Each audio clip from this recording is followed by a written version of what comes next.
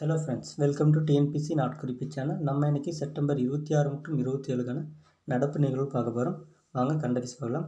முதல் current affairs. September 26 உலக சுற்றுச்சூழல் சுகாதார நாளாக கொண்டாடப்படுது. ஆங்கிலத்தில் வேர்ல்டு என்விரான்மெண்ட் ஹெல்த் டேன்னு சொல்லுவாங்க. இதுவே உலக சுற்றுச்சூழல் தினம் அப்படின்னா ஜூன் 5. ஓகேங்களா. அடுத்த கரண்ட் அஃபேர்ஸ். செப்டம்பர் 27 உலக சுற்றுலா தினமாக கொண்டாடப்படுது. ஆங்கிலத்தில் வேர்ல்டு டூரிசம் டேன்னு சொல்லுவாங்க. அடுத்த கரண்ட் அஃபேர்ஸ். தொற்றில்லாத நோய்களை தடுக்க மிகச்சிறந்த நடவடிக்கைகளை எடுப்பதற்காக ஐநாவின் விருது பெற்ற மாநிலம் எதுனா ஆன்சர் கேரளா.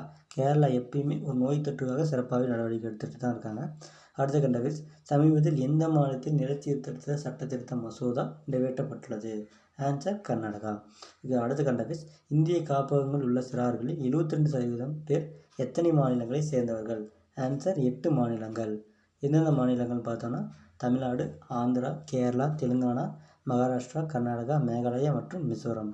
முதல் 4-5 மாநிலங்கள் ரொம்ப நெருக்கமான மாநிலங்கள். தமிழ்நாடு, ஆந்திரா, கேரளா, தெலுங்கானா மற்றும் கர்நாடகா. கொஞ்சம் தூரமாக இருக்கிறது மகாராஷ்டிரா, ரொம்பவே தூரமாக இருக்கிறது மேகாலயா, மிசோரமும். அடுத்த கண்டக்ஸ். இந்திய மகளிர் கிரிக்கெட் அணியின் தேர்வுக்குழு தலைவராக தேர்வு செய்யப்பட்டுள்ளவர்? Answer Nitu David. இவங்க ஒரு லேடி தான். டேவிட் வந்து அவருடைய கணவர் பெயராக இருக்கலாம். சரிங்களா. அடுத்த கண்டக்ஸ். செப்டம்பர் 18ஆம் தேதியுடன் இந்தியாவின் அந்நிய செலாவணி கையிருப்பு எவ்வளவு? ஆன்சர் 54,504 கோடி டாலர். இந்திய ரூபாயில் பார்த்தோன்னா ரூபாய் 40.87 லட்சம் கோடி. சரிங்களா. இந்த அந்நிய செலாவணிய கையிருப்பு எவ்வளோ இருக்குன்றதை வச்சுக்கிட்டு தான் நம்முடைய இந்திய பணத்தால் வந்து அச்சிடுவாங்க. சரிங்களா. ரொம்ப முக்கியமான விஷயம். அடுத்த கண்டக்ஸ். இந்தியாவில் எப்போது முதல் உதிரியாக விற்பனை செய்யப்படும் இனிப்பு வகைகளுக்கும் காலாவதி தேதி கட்டாயம் என அறிவிக்கப்பட்டுள்ளது? Answer October 1. இதை சொன்ன ஆணையம் எதுனா இந்திய உணவுப் பொருள் பாதுகாப்பு மற்றும் நிர்ணய ஆணையம், FSSAIன்னு சொல்லுவாங்க. இதுக்கு முன்னாடி இந்த இனிப்பு வகைகளுக்கு அந்த காலாவதி டேட், அதாவது எக்ஸ்பிரி டேட் சொல்லுவாங்களே, அது கொடுக்காம இருந்தாங்க. இனிமேல் அது கட்டாயமாக கொடுக்கணும்னு சொல்லியிருக்காங்க. அடுத்த கண்டபேஸ். பாலியல் தொழில் சட்டப்படி குற்றம் அல்ல என கருத்து தெரிவித்துள்ள நீதிமன்றம் எதுனா ஆன்சர் மும்பை உயர்நீதிமன்றம். ஏன் சொல்கிறாங்கன்னா, போன வருஷம் ஒரு வழக்கில் 3 பெண்களை கைது பண்ணாங்க. பாலியல் வழக்கில் அவங்க 18 வயசுக்கு மேற்பட்டவங்க அவங்க தனக்கான தொழிலை தானே தேர்ந்தெடுக்கலாம் அப்படின்ற காரணத்தினால மும்பை உயர்நீதிமன்றம் அவங்கள விடுதலை பண்ண சொல்லி கருத்து தெரிவிச்சிருக்கு. ஓகே. அடுத்த கண்டாகேஸ்.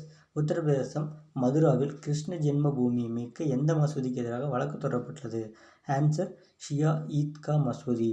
எவ்வளோ பரப்பளவுனா 13.37 ஏக்கர். என்ன சொல்கிறாங்கன்னா, ஏற்கனவே அந்த ராமர் கோயில் வழக்கு இல்லையா, ராமர் கோயில் வழக்கு இருக்கு இல்லையா, அதே வழக்கு தான் இங்கேயும்.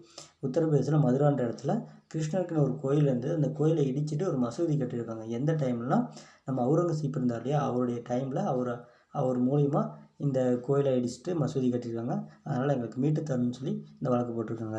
அடுத்த கண்டகேஸ். பத்திரிகையாளர்கள் கரோனா தொற்றால் பாதிக்கப்பட்டால் காப்பீடு வழங்க உள்ள மாநிலம் உத்தரப்பிரதேசம். சரிங்களா. அடுத்த கண்டகேஸ். அதிநவீன ரஃபேல் போர் படை விமானங்களை இயக்கும் முதல் இந்திய பெண் யாருன்னா சிவாங்கி சிங். இவங்க எந்த மாநிலத்தை சேர்ந்தவங்கன்னா உத்தரப்பிரதேச மாநிலம் வாரணாசி சேர்ந்தவங்க. எந்த வகை விமானத்தை இயக்குனாங்கன்னா மிக் 21 ரக போர் விமானம். அடுத்த கண்டகேஸ். இந்தியா எந்த நாட்டிடமிருந்து 5G தொழில்நுட்பத்தை பகிர்ந்து கொள்ள உள்ளது? Answer Japan.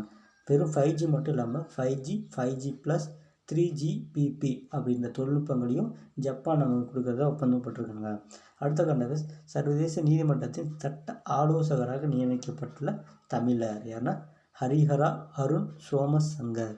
இவங்க எந்த இடத்துல பிறந்தாங்கன்னா தென்காசியில் பிறந்தவர். ஓகே ஃப்ரெண்ட்ஸ், இன்றைக்கி எனக்கு கண்டபிஸ் முடிஞ்சது. நன்றி.